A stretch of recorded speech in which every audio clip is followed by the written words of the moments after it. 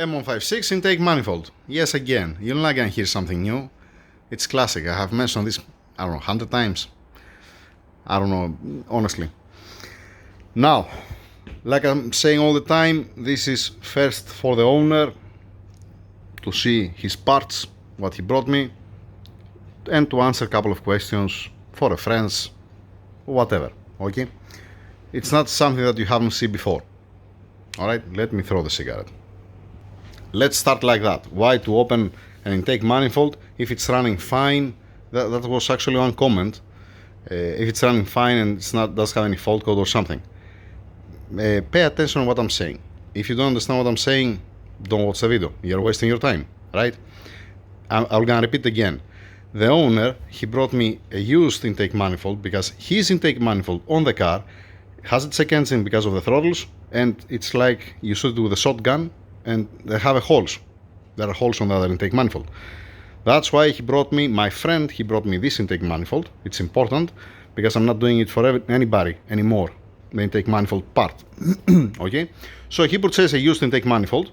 That, the specific intake manifold, here inside was full of oil, and here there was an oil. From the other side, there was no oil. If it failed the PCV, now I'm gonna answer to two questions. If it failed the PCV, here down it's not entering oil. It does have an oil down here, it does have oil from this side, has oil from this side, and inside of the intake manifold, not down here. I don't know how it ended up to have oil there. Maybe they put oil for maintenance to don't come rusty. I have no clue, honestly. I'm just saying, I'm just guessing. If it explodes the engine, you're gonna see oil from the other side, and you're gonna see a couple of drops down here. Alright? Now, from what I saw from the throttles, from the intake manifold, it looks like it's a very low mileage intake manifold. Plus, the O-ring for the brake booster, it's not breaking. It's still soft. It became flat, obviously, alright? But it's still soft. That means that's less than 50,000 kilometers. Anything more than 60,000 kilometers, the O-ring, it's breaking, it's cracking. And this does have nothing to do with the oil, how often you change the oil or something. This has to do with the heat cycle of the O-ring. What else? What did I say? Why to open the intake manifold? Yes, why to open the intake manifold, even if it's healthy and even if it doesn't have any check engine or something.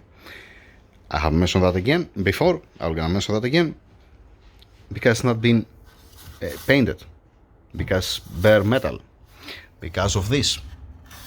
I hope the gentleman who placed a comment why to open an intake manifold of the M156 specific since it's running fine, to don't have an M156 engine, because you're gonna have the same intake manifold, and in a couple of months, in a couple of years, you're gonna be surprised when you're gonna open it and you're gonna see that it has holes here. Okay, fortunately, it's not the case with this intake manifold. So, if it was me, again, I have mentioned all this before. I don't know how many times, 100 times, I don't know. If it was my car and I was having an M156 and the intake manifold was like that, even if it was a healthy, I'm gonna open it, I'm gonna spray paint it with a high temperature color, I'm gonna remove the oil, close by again, and pray to don't come rusty, to don't have a corrosion in the future. Alright?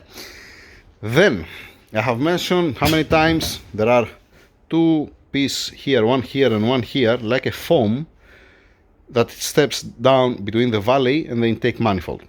This foam, if you want my opinion, my advice, throw it. Do not install it back again. Why?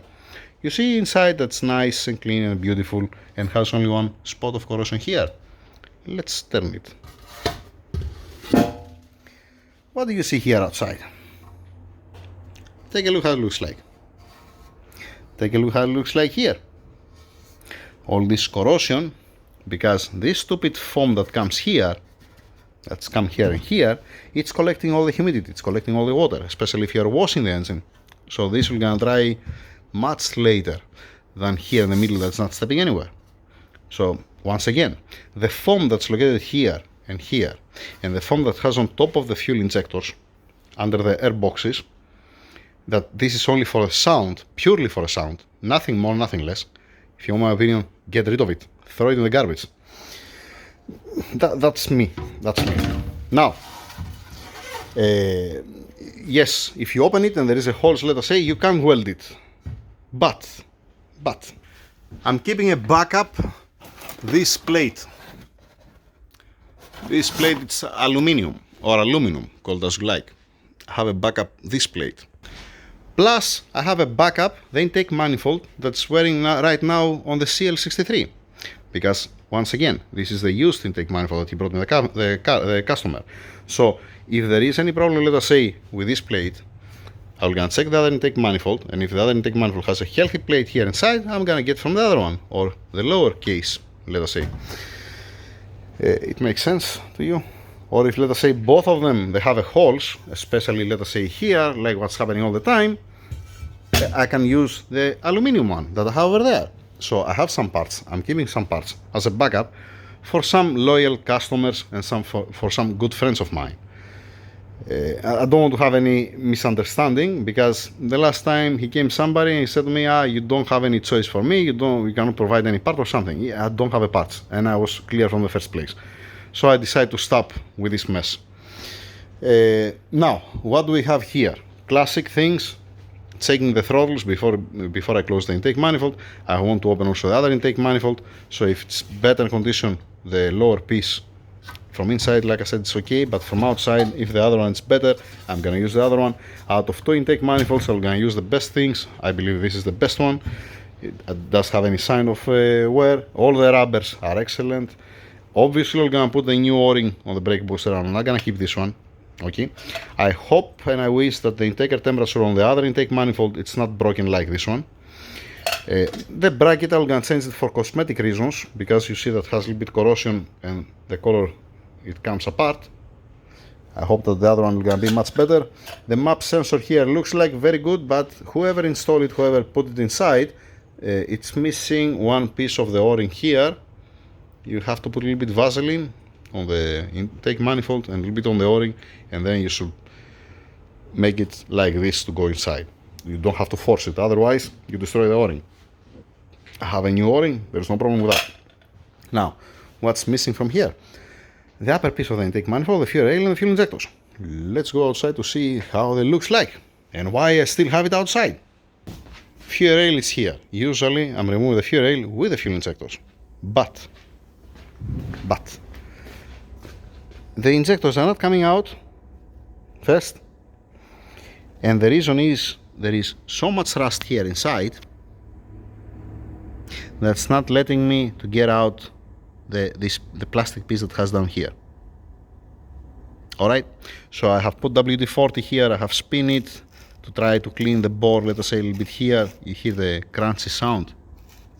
It's not the ideal, yeah, but the stupid fuel injectors, they are not coming out. This one that came out, that I forced it a little bit more, it broke the plastic, so you need a repair kit from Bosch to be able to put back again in place. We have the safe that's securing the fuel injectors, it's rusty. Okay, fortunately it's not suffering, there is no corrosion anywhere other than a little bit here.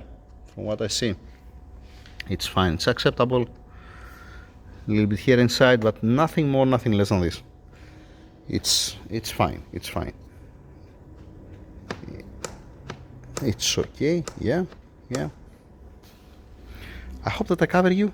Fresh petrol here, nice, beautiful. So, yeah, I hope that I cover you.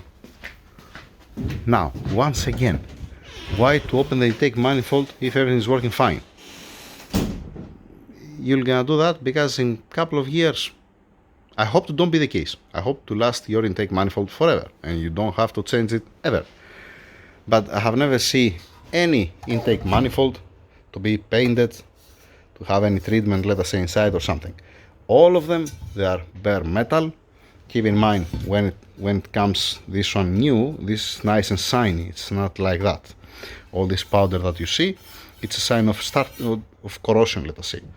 Fortunately, like I said, there is no hole, there is no nothing here. That's beautiful. And once again, I'm gonna say the same thing: magnesium, aluminum, zinc.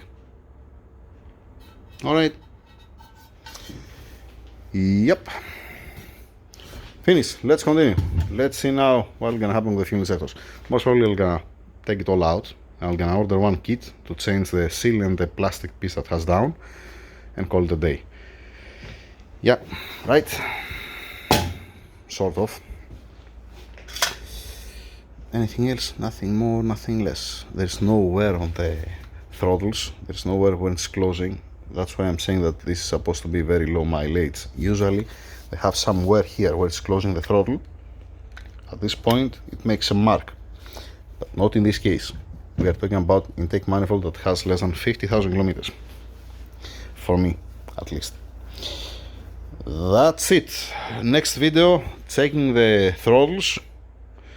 Check also the other intake manifold because I have to open it, like I said. I'm gonna prepare also this one. I'm gonna prepare this one to don't waste time, because if the other one's worst, I'm gonna use this one. I'm gonna paint it also this one. It's not a big deal with the rest of the parts. Anything else? Something more? Something less? No, nothing? All good? Yeah, that's it. Thank you. And again, advice.